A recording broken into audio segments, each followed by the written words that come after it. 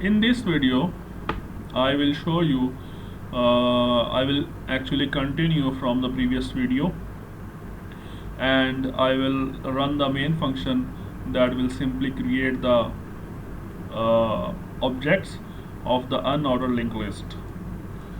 Okay, let's run the project,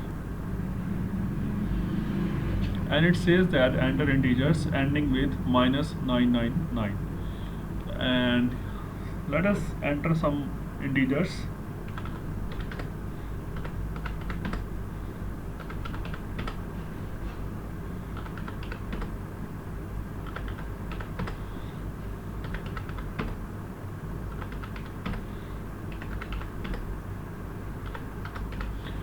And when we want to end the input, we will simply write and enter -999, and it responds that has created a list 1 storing our elements, and it says that length of the list 1 is 9, and list 2 is there, that is exactly a copy of list 1, and its length is also 9, and it says that enter number to be deleted. For example, we want to delete this number 852, so let us delete this number, and it says that after deleting 852, list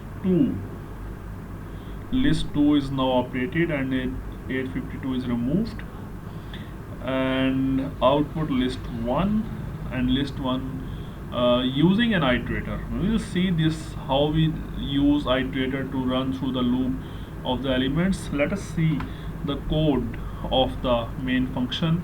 In the line number 6, we have created two objects of the unordered linked list class, list 1 and list 2 objects, and then we have created a variable, and then we have given a message to input numbers, and in each iteration of the while loop, we are calling the insert last function at the list 1 object. It means that the user enters a value, and we puts that value at the end of the list 1. It means each node will be created at the end of the list. Okay, fine. Then we have printed the list, and then we have printed its length.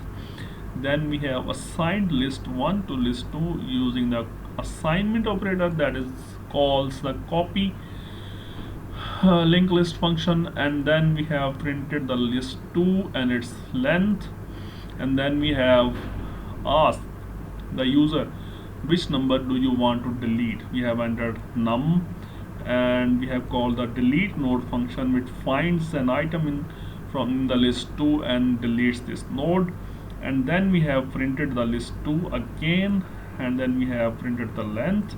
And now this function, this code is interesting.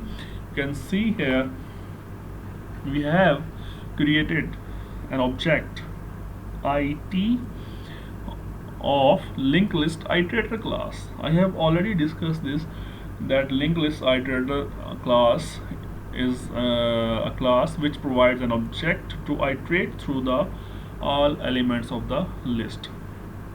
So you can see here we have used the for loop just in the same manner in which we have perform iterations on other data structures like arrays, like strings. We have implemented a class structure through which we can traverse through or iterate through all the members of the linked list using the same for loop structure. We have called the list1 dot begin function, and it will return an iterator object that we have discussed in the previous video, and it will assign to the it, and it will run through